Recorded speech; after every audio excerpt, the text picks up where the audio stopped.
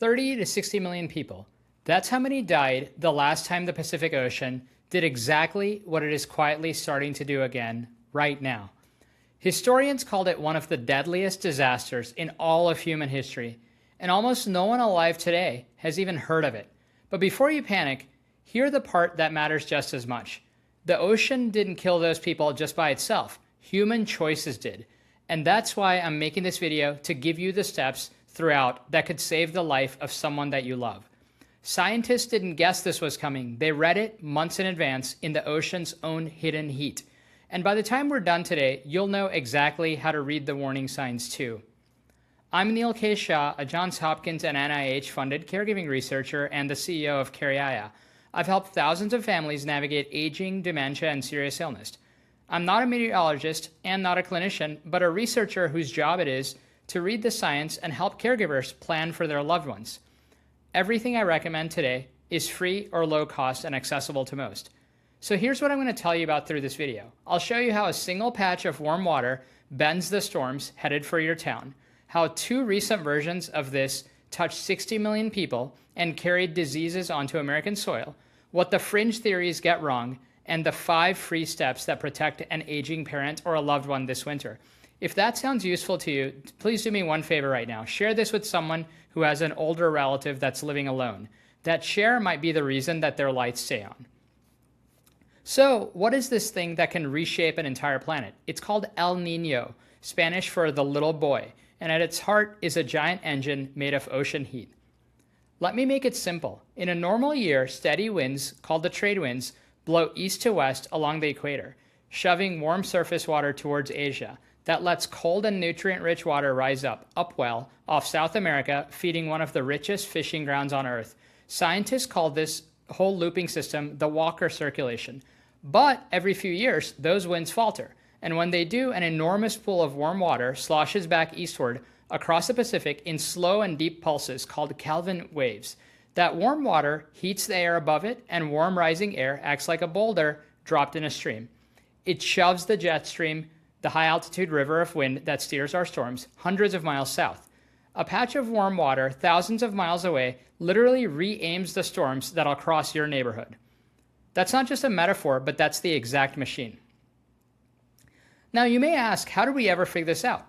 This is my favorite part. Centuries ago, fishermen along the coast of Peru noticed that every few years, right around Christmas, the cold water feeding their anchovies would suddenly turn warm and the fish would just vanish. Because it came at Christmas, they named it after the Christ child, El Niño. For generations, that was just fishermen's folklore.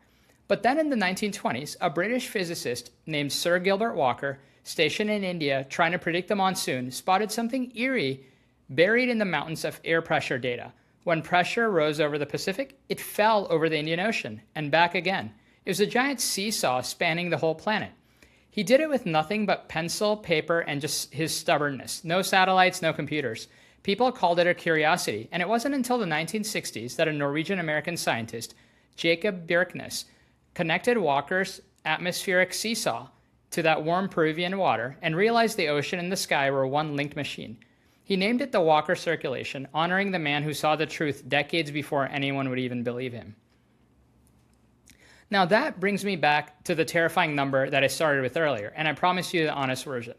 The winter of 1876 into 1878 brought what many believe may be the strongest El Niño ever recorded. The monsoons failed across India. Drought seized northern China and northeastern Brazil at the same moment. And within about 2 years, famine and epidemics chasing it killed an estimated 30 to 60 million people. By some measures, up to 3% of every human being alive on the earth died. Florence Nightingale said the world had never witnessed such a record of suffering. Now here's the restraint, the part a careful researcher must say out loud. The ocean did not do that alone by itself. Yes, the drought was natural, but colonial governments kept shipping grain out of starving regions to protect their profits and turned a weather event into a mass grave. Hold on to that because I think that's the entire thesis of this video. A super El Niño does not by itself decide who lives and who dies, but preparation does. Human choices do, which is precisely why the choices you make this winter can carry so much weight to help your loved ones. So what's the one that's actually coming? Yes, there's a big one. Because the ocean moves slowly, scientists can see El Niño forming seasons ahead. And this year they already did. On June 11, 2026, NOAA's Climate Prediction Center issued an official El Niño advisory, confirming conditions are present and expected to strengthen into the winter of 2026 and 2027. The headline number, the NOAA gives a 63% chance this becomes a very strong El Niño by the heart of winter, which would put it amongst the largest events since record-keeping began in 1950. But there's restraint here because this is where honesty separates a researcher from a doom scroller. These forecasts update every single month, and the exact peak is not guaranteed. If you're watching this, days or weeks after I recorded this, go straight to NOAA's website for the latest read. The direction is clear, but the certainty is not. And the NOAA itself says El Niño tilts the odds, but it never guarantees the outcomes. So remember that phrase. It's your shield against both panic and denial. So now, why should a patch of warm water command your attention? Because we've watched the modern ones do some real and major damage. Consider the two most famous super El Niños in living memory. First, 1997 into 1998. By NOAA's figures, it caused roughly $34 billion in damage worldwide, displaced 6 million people, and was blamed for around 24,000 deaths, and bleached and killed an estimated 16% of the world's coral reefs. Then, 2015 into 2016, one of the three strongest on records, the UN reported it affected more than 60 million people, with 23 countries appealing for over $5 billion in emergency aid. Ethiopia endured its worst drought in 50 years. In Haiti, harvests were cut roughly in half. And here's where it stops being distant. That 2015 event helped create the warm, wet conditions behind the Zika virus outbreak that swept the Americas. The World Health Organization estimated as many as 1.5 million cases in Brazil alone, and images of affected newborns became a global emergency overnight. NASA scientists documented the same El Niño was associated with surges of cholera in Tanzania, dengue fever across Southeast Asia, and, pay attention here, plague and hantavirus right here in Colorado and New Mexico in America. A warm patch of Pacific water, and 18 months later, a mosquito in the American Southwest is carrying a disease that it shouldn't. Now, notice the restraint. I kept saying associated with, not cause. I don't think El Niño manufactured the disease. It just shifted rainfall and temperature just enough to open a door, and mosquitoes and bacteria walked right through it. I think that distinction matters because it's exactly what the honest science shows, and exactly what sometimes fear-mongering ignores. If you're learning something new, please subscribe because the next part is the one that even surprised me. Remember those Peruvian anchovies I talked about earlier? Well, in the early 1970s, Peru's anchovy fishery was the single largest species fishery on the planet, over 12 million tons a year, feeding livestock across the globe. Then the 1972 El Niño hit, the warm water starved the fish, and the entire fishery collapsed. 50,000 people lost their jobs overnight, seabirds died by the millions, and because those fish fed animals worldwide, meat prices climbed on all the other continents. But the honest lesson that researchers drew, and it echoes 1877 exactly, El Niño didn't just do it alone. Boats had already been overfishing far beyond safe limits for years. The ocean simply kicked a system that the humans had already weakened. I think sometimes nature loads the gun, but human decisions pull the trigger. That's what I've seen in many of these instances.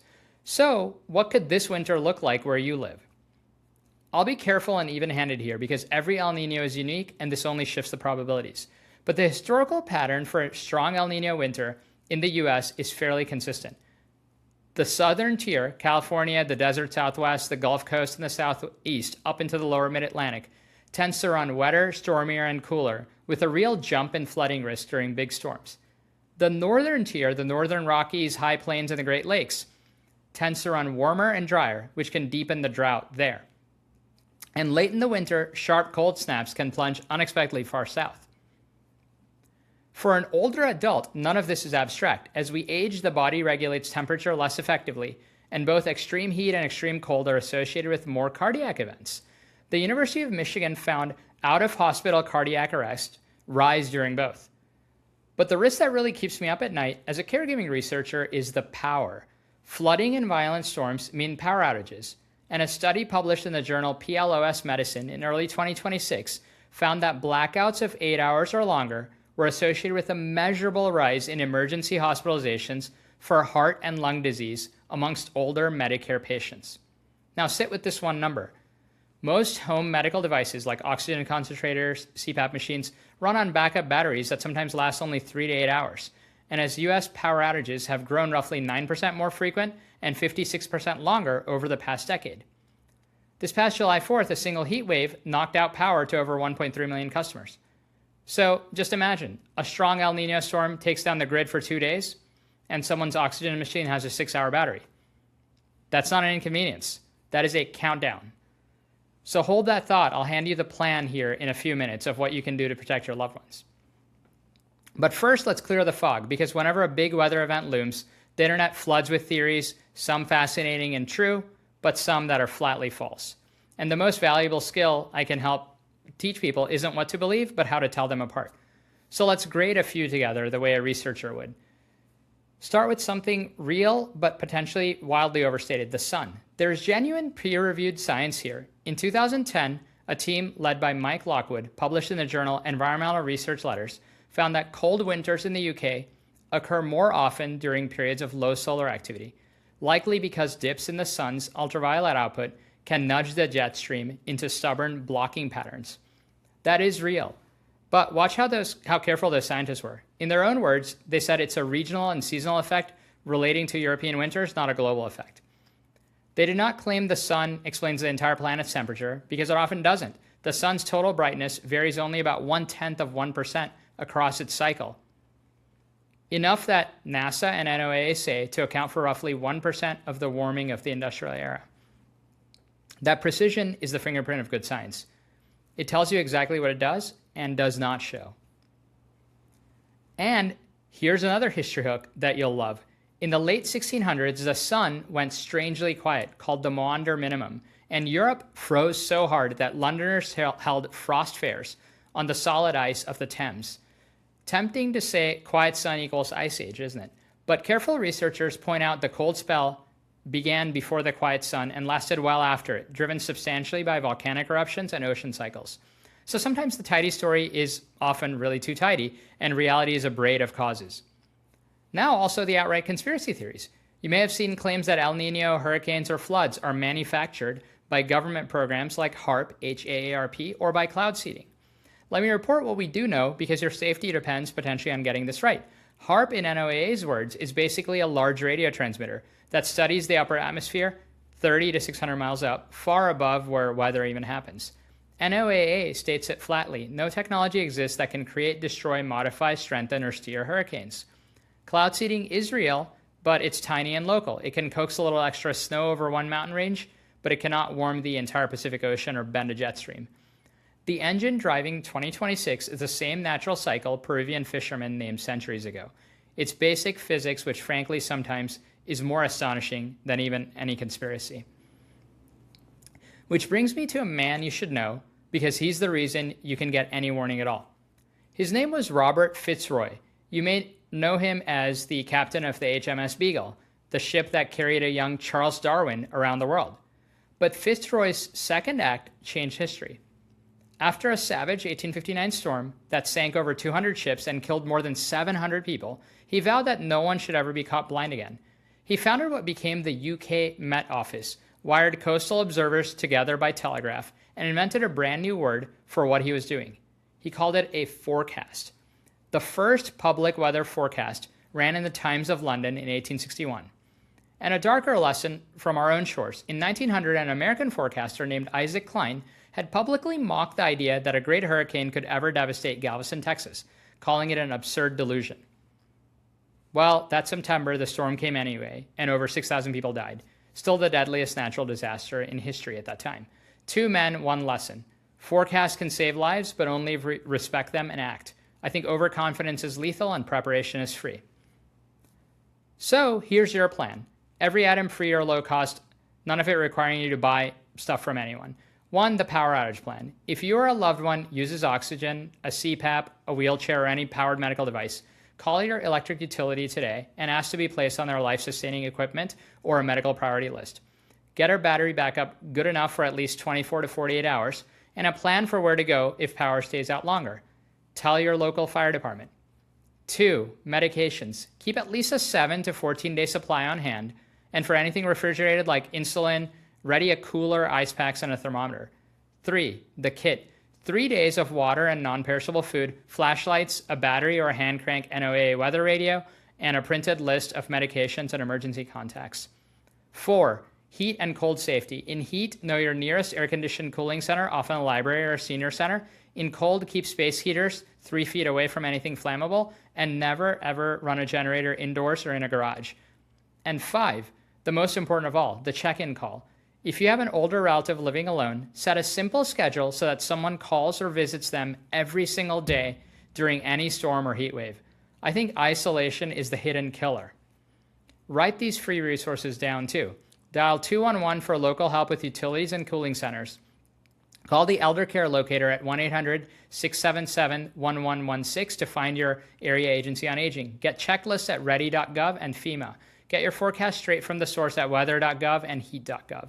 And AARP has excellent free caregiver guides. Here's the single image that I really want to hone in on. A patch of warm water thousands of miles away in an ocean that most of us will never see, connected by invisible threads of wind and current, all the way to your mom and dad's front door this winter. 30 to 60 million people once died in the shadow of that engine. And the tragedy wasn't only the weather, it was that very few people were ready. You can't change the ocean, but you can check the batteries. You can fill the prescriptions. You can make the phone call. I think that's the whole truth here. The ocean is vast and ancient and utterly beyond our power, but one caring phone call is a small, simple act and entirely within your power. So make it. If this helped, subscribe so that the next family finds it too, and send it to the one person you know who has an aging parent or a loved one that could use help. That share may be the most protective thing you do all year. Take care of each other, and I'll see you in the next one.